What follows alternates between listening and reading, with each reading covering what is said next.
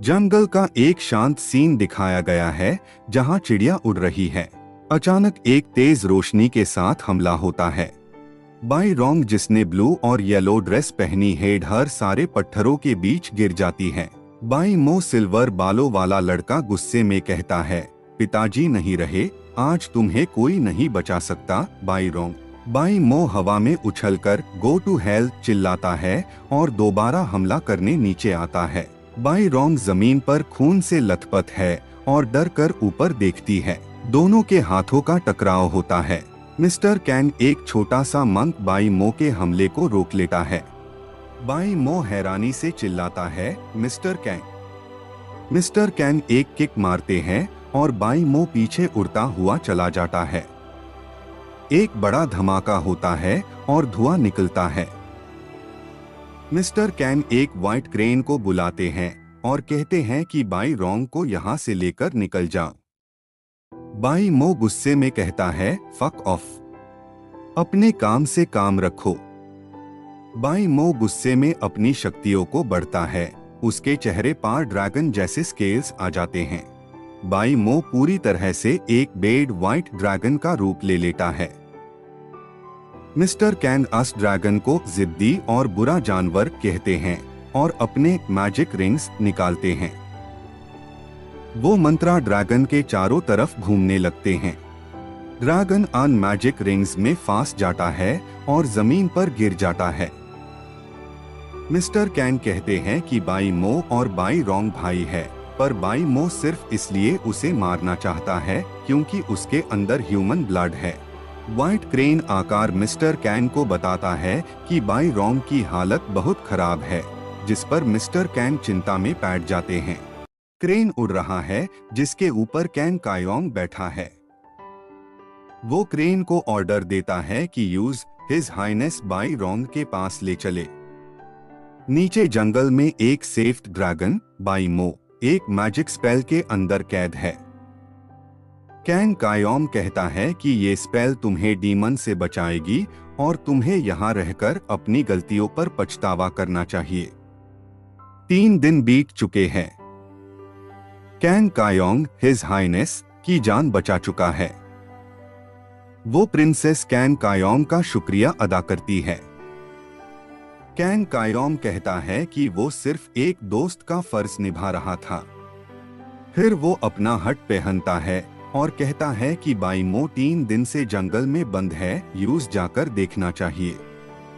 Can कायोंग वहां से निकलता है, लेकिन तभी हमें खून के धब्बे दिखते हैं। एक बहुत बड़ा हादसा हो चुका है। वहां ढेर सारा खून है।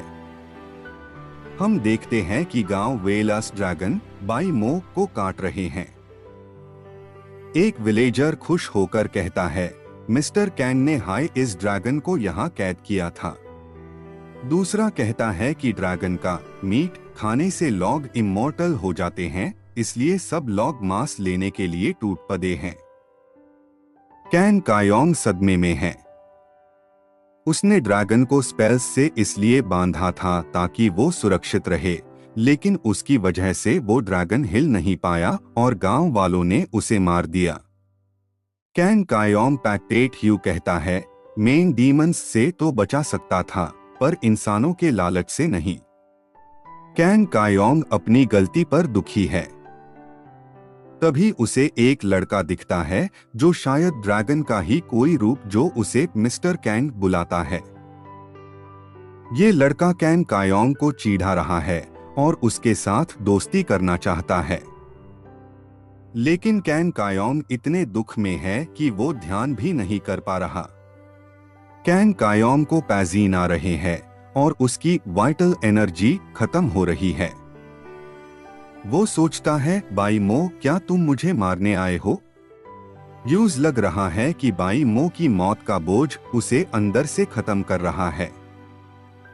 कैन कायोंग ने बाई मो को अच्छे के लिए कैद किया था, पर इंसानों ने उसकी लाचारी का फायदा उठाकर उसे मारकर खा लिया। कांपते हुए कहता है, भाई, मेरी तो जान निकल रही है। बाई मो, क्या तुम मुझे ऊपर पहुंचाने का इरादा रखते हो? फिर अगले ही पल वो कसम खाता है, जैसे पुरानी फिल्मों का हीरो मैं पाताल एक कर दूंगा, पर तेरी टूटी हुई आत्मा के टुकड़े जोड़कर तुझे फिर से जिंदा इंसान बनाऊंगा। Present day. एक स्कॉलर हाथ जोड़कर खड़े हैं। भिक्षु ने उन्हें एक मकड़ी राक्षस के जाल से निकाला है। विद्वान बाबू बोले, महाराज कोटि कोटि धन्यवाद। साधु ने तिरछी नजर से देखा और बोला, भाई धन्यवाद से पेट नहीं भरता, 500 चांदी के सिक्के निकालो। विद्वान का चेहरा ऐसा हो गया जैसे किसी ने शादी के दावत में पनीर की जगह टिंडा खिला दिया हो। विद्वान बोला, महाराज साधु होकर पैसों का इतना लालच, समाज सेवा भी तो कोई चीज है। तभी साधु की टोकरी से एक छोटा कार्टून बच्चा झांक कर बोला, चांद मुझे भूख लगी है, मुझे पिज्जा, सॉरी खाना चाहिए। साधु ने विद्वान को घूरते हुए कहा, देख भाई मुझे भी घर चलाना है, अगर पैसे भारी लग रहे हैं तो बता, उस मकड़ी राक्षस को पिंजरे से वापस आजाद कर दूं? फिर वो तुझे खाएगी और तू उसे धन्यवाद बोलना। बेचारा विद्वान थर थर कांपते हुए पैसों की पोटली थमा देता है। साधु पैसे झपटकर ऐसे गायब हुआ जैसे उधारी मांगने पर दोस्त गायब होता है। विद्वान पीछे से गालियां दे रहा है, कैसा कलयुगी बाबा है, पैसे भी लेता है और साथ में बच्चा भी पाल रखा है। रास्ते में बच्चा जिद कर रहा है, मुझे चिकन चाहिए, मुझे मीट खाना है। एक साधु का बच्चा और मीट, गजब ही कलेश है। तभी अचानक साधु सुपर साई मोड में आ जाता है।